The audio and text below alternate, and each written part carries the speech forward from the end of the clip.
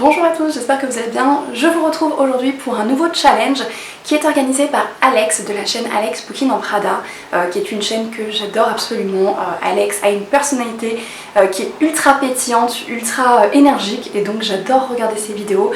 Et alors elle organise déjà un challenge en février qui s'appelle le challenge février Tapal, auquel je participe depuis quelques années. Et donc je suis ravie qu'elle nous ait sorti un challenge pour le mois d'août et qui s'appelle tout simplement Pal en déroute, où il y a tout un concept super sympa qu'elle a organisé autour. Donc je vous invite à aller voir sa vidéo pour voir exactement tout l'univers qu'elle a créé autour du challenge.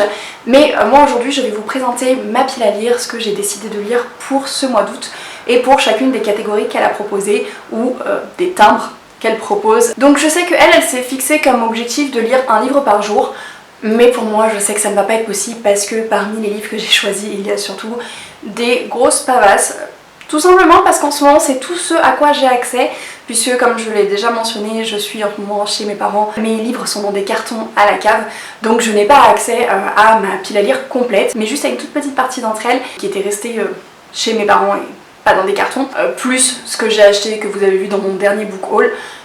Donc j'ai fait avec ce que j'avais. Je suis aussi passée à la bibliothèque pour emprunter quelques livres, voir ce qu'ils avaient parmi leur sélection, pour compléter un petit peu tout ça. Donc je ne pense pas lire un livre par jour, j'ai quand même mis un livre pour chaque catégorie, mais je me fixe comme objectif de lire au moins 100 pages par jour. Je sais que c'est pas beaucoup par rapport à mon rythme de lecture habituel, mais en ce moment je suis très occupée. Donc 100 pages par jour c'est beaucoup, mine de rien pour moi en ce moment. Donc ça va être mon objectif pour ce mois d'août. Et donc j'ai choisi un livre par catégorie malgré tout. Donc la première catégorie c'est l'été je suis flemme artiste, lire le roman le plus court de notre pile à lire. Alors le roman le plus court que j'ai dans ma pile à lire fait probablement 300 ou 400 pages, mais je triche un peu en choisissant de lire juste une partie de cette intégrale. Donc c'est l'intégrale de Sherlock Holmes et j'ai déjà lu A Study in Scarlet le mois dernier, donc je vais poursuivre avec le deuxième de cette liste et c'est The Sign of the Four. Donc je ne sais pas combien de pages j'ai fait exactement, mais c'est relativement court par rapport aux autres romans que j'ai, donc ce sera mon objectif. Ça doit faire une centaine de pages dans ce format, mais comme c'est du format écrit tout petit sur des grandes pages, en format normal ça ferait certainement plus, mais bon, ça fait que c'est le plus court livre de ma pile à lire. La deuxième catégorie c'est une petite virée à Saint-Trope. J'adore les jeux de mots de Alex. Et donc il s'agit de lire votre genre préféré ou un livre qui contient votre trope fétiche. Donc je sais pas si c'est mon genre préféré, mais c'est le genre dont j'ai le plus envie en ce moment. Et c'est une lecture doudou sans prise de tête. Et donc je vais lire Mansfield Park de Jane Austen. Je n'ai aucune idée de quoi ça parle, mais Jane Austen pour moi c'est toujours un livre qui me fait du bien. Donc voilà. Et ce sera le dernier de cette liste de 7 livres, de cette magnifique intégrale qu'il me reste à lire, donc ça me fera aussi un livre fini. La catégorie suivante c'est Vers Arrakis ou Le Pilate. Et il faut lire de la science-fiction, de la dystopie, un livre avec des complots ou une prophétie. Et j'ai choisi de reprendre À l'ombre du savoir perdu de James Islington ou Islington, je ne sais pas comment ça se prononce. Je l'avais commencé, j'avais lu presque 200 pages à l'époque, mais c'était juste avant mon départ en Australie et comme je ne pouvais pas l'emporter avec moi, et ben je ne l'ai jamais fini alors que j'adorais. Donc c'est un roman de fantasy. Et il y a des complots, alors il me semble qu'il y a une prophétie mais je ne suis plus tout à fait sûre, je pense que je dis peut-être des bêtises.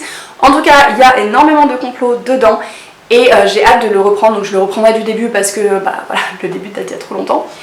Mais j'ai vraiment hâte de reprendre ce premier tome, sachant que la série sera complète très bientôt puisque les éditions Léa sortent le dernier tome à la rentrée ou à l'automne, je sais plus exactement, mais très bientôt. Ensuite on a Princesse Mononoke.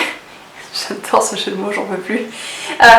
Avec comme sujet écologie, esprit, littérature japonaise ou voyage. Alors je sais pas si vous appelez ça de la littérature japonaise, mais moi je considère que les mangas c'est de la littérature japonaise, puisque le mangaka est japonais. Et donc j'ai emprunté les 3 premiers tomes de Minuscule à la bibliothèque. Donc Minuscule de Takuto Kashiki. Je les vois passer sur la chaîne de l'Enluminé depuis un petit moment et ça me donne très envie. Et je me suis dit que vu que les 3 premiers étaient disponibles à la bibliothèque, j'en ai profité. Il manquait le 4, sinon j'aurais pris aussi jusqu'au 6, puisque je crois qu'il y avait 5-6, il n'y avait juste pas le 4. Mais bon, déjà les 3 premiers c'est pas mal. Et je ne sais pas du tout de quoi ça parle, on m'a juste dit que c'était absolument beaucoup trop mignon. Voilà, c'est tout l'argument qu'il me fallait. Ensuite on a Team Mayo ou Ketchup.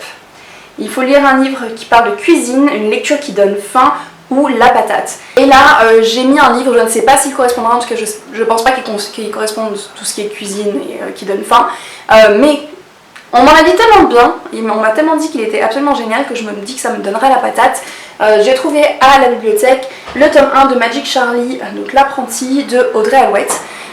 Et encore une fois je ne sais pas de quoi ça parle. Donc je vous en reparlerai quand je l'aurai fini.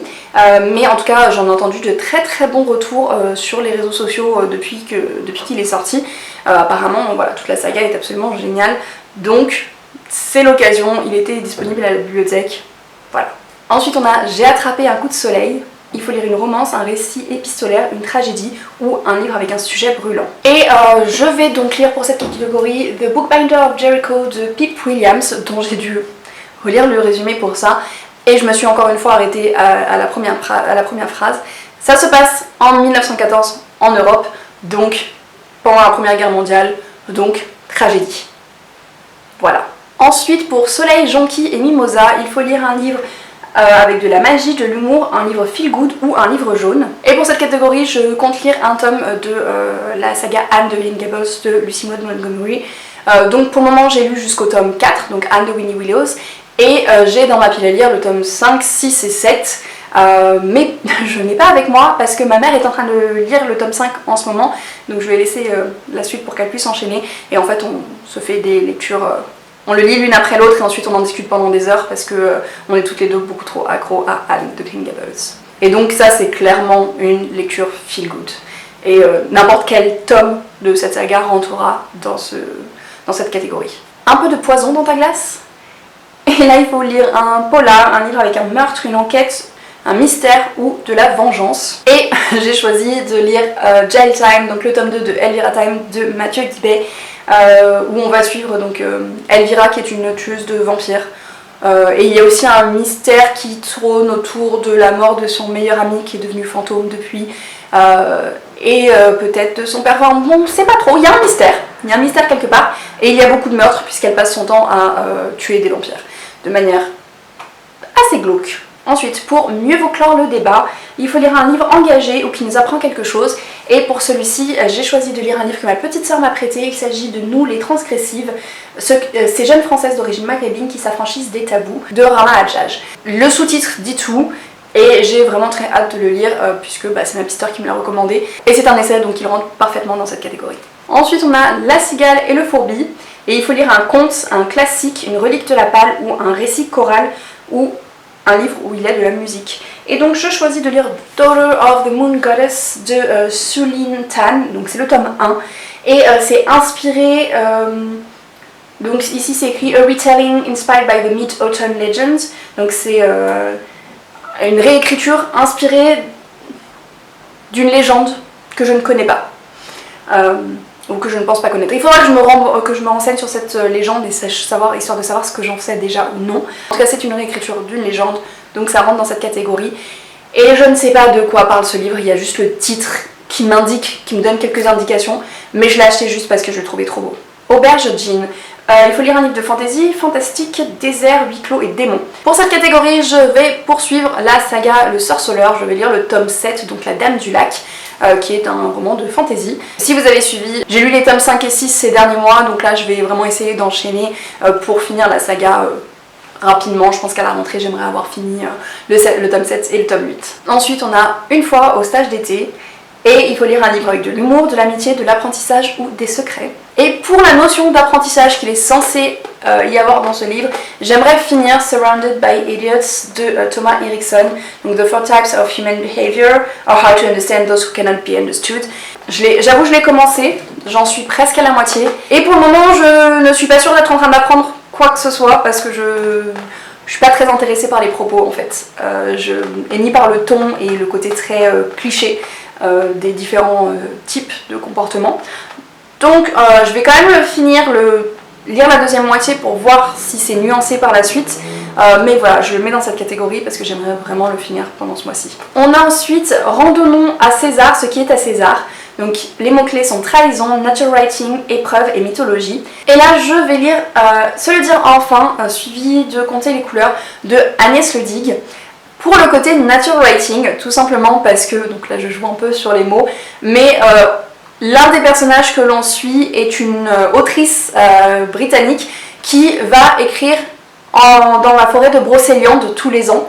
Donc voilà, elle écrit Perdue au milieu de la nature, nature writing. C'est pas exactement la définition du genre nature writing, mais voilà, je triche pour pouvoir mettre ce livre dedans parce que je veux absolument le lire ce mois-ci. En mode stamp capture, graphique, illustré, beau livre ou manga, et là je vais essayer, j'espère vraiment avoir le temps de lire cet énorme, très très beau livre. Il s'agit de Notre-Dame de Paris de Victor Hugo, illustré par Benjamin Lacombe, et mine de rien il est très très long et très très lourd, et très très beau. Donc voilà. Enfin la dernière catégorie, les dents de la grand-mère. Voilà. Secret de famille, souvenirs, enfance, catastrophe et frissons. Et là du coup je vais mettre un autre livre de la saga Anne de Green Gables pour le côté souvenirs, enfance, pour le côté famille aussi, même si je pense pas qu'il y ait énormément de secrets qui arrivent dans les tomes suivants, mais c'est pas grave. Mais je le mets quand même dans cette catégorie, n'importe quel tome de ceux que je dois lire, 5, 6 ou 7, et j'ai vraiment hâte de continuer cette saga. Je me suis rajouté 2 livres bonus, on va dire, que j'essaierai de lire et de mettre dans cette catégorie, puisque ce sont des livres que j'ai trouvés à la bibliothèque. Le premier c'est Malo de l'Ange, fils de voleur de Mario de Muraille, et le deuxième c'est Les mystères de la Rispem, le tome 2, Les jeux du siècle de Lucie Pierre-Rapageau. Et en fait ces deux-là, je les ai déjà dans ma pile à lire, ils sont perdus au fond de ma cave pour le moment, et je peux pas y accéder, mais vu qu'ils étaient à la bibliothèque, je me suis dit que ce serait une bonne occasion de les sortir de ma palle sans avoir besoin de les sortir de ma cave.